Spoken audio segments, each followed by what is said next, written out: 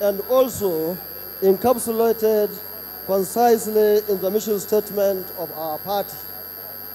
We are the only party that practices internal democracy, that believes in equal rights, that value our cultural diversities, that respect our religious varieties, that abide by the rule of law, and that believe in free and fair election as the only lifeline for sustaining democratic legitimacy. Mr. Chairman, we have a huge burden of responsibility to mobilize Nigerians to come out en masse come February 2015 to sack the PDP out of power to save our country. Yes, we must. Distinguished compatriots, my crave to serve and save our country drove me 24 years ago to resign from the Kano State Civil Service as a principal engineer in 1991 to join partisan politics and the contested election as a member of the House of Representatives, where I was also elected as the Deputy Speaker of the House of Representatives. The detailed workings of our Legislative Assembly, the intricacies, complicities, and delicate politicking in our legislative chambers are experiences that I lived. Mr. Chairman and fellow APC members, the call to save our dear country has never been louder, clearer, and more unambiguous than now.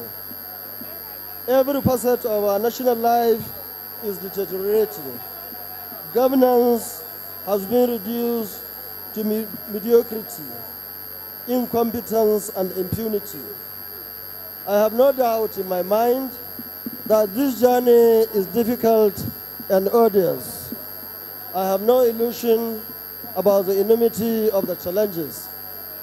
But to save our country, we must walk the journey, however difficult. And we must confront and defeat all challenges, however monstrous. Yes, we must. The first priority of this country at the moment is restoring peace and security in every corner of the land. Lives and properties of our students must be protected and secured.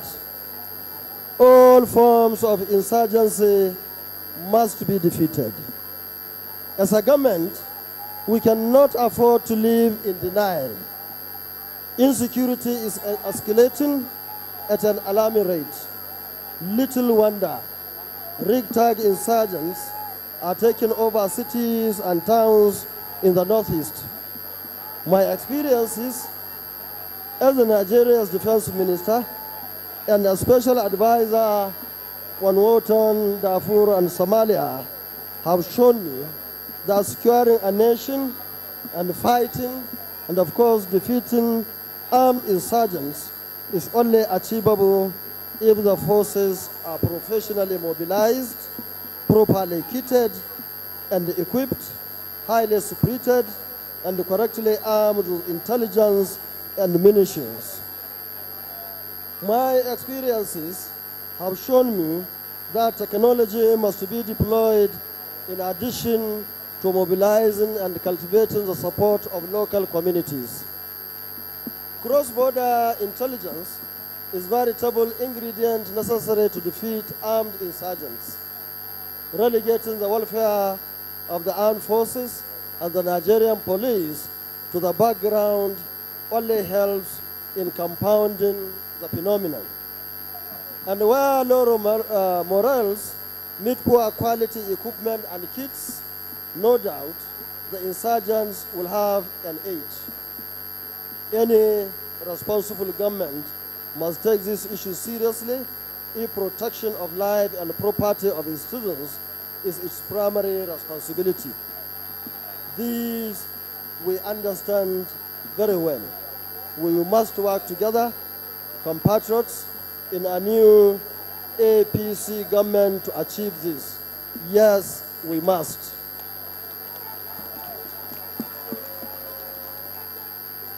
Our journey to economic prosperity will always be imperiled if the peace and security of movements of persons and goods cannot be guaranteed.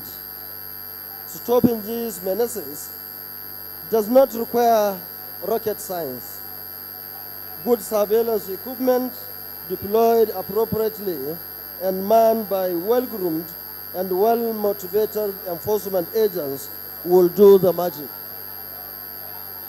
Ensuring that the culprits are apprehended and brought to justice is imperative. The second priority of this country, my compatriots, is killing the cancer of corruption that has eaten so deeply into the very fabric of our value system.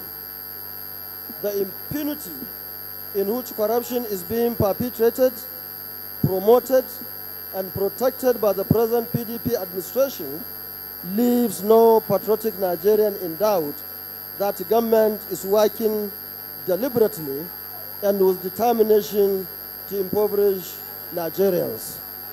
We must stop them. We must save our country. Yes, we must. Effective fight against corruption requires strong institutions, political will of the leadership, as well as cooperation of citizenry. This, we are determined to do so. Our antecedents testifies that we have the capacity and political will to do so. The transparency with which we are running the affairs of Kano State and the results that the entire country is seeing are a testimony to our doggedness in fighting corruption.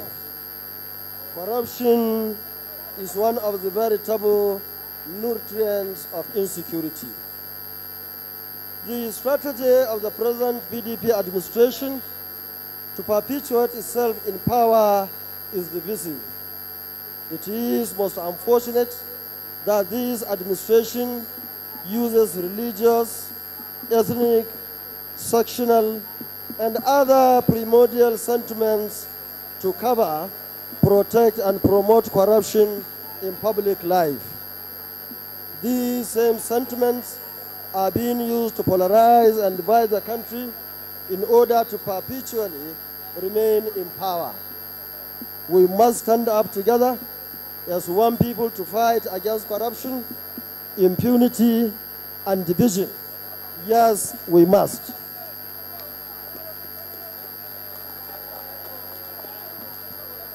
The next priority, Mr. Chairman, is the economy. Nations do not build sound economies on insecurity, brigandage, and mayhem. Nations do not build responsive economies on a foundation of scandalous corruption and impunity. Nations do not build strong economies on lies and half-truths. We cannot be different. All sorts of colorful yet deceptive statistics are being churned out by the PDP administration to give Nigeria's economy a clean bill of health. They are all conjectures. The reality on the ground is a sharp contrast with the cooked-up statistics. The fiscal policy of the present administration is more than disastrous.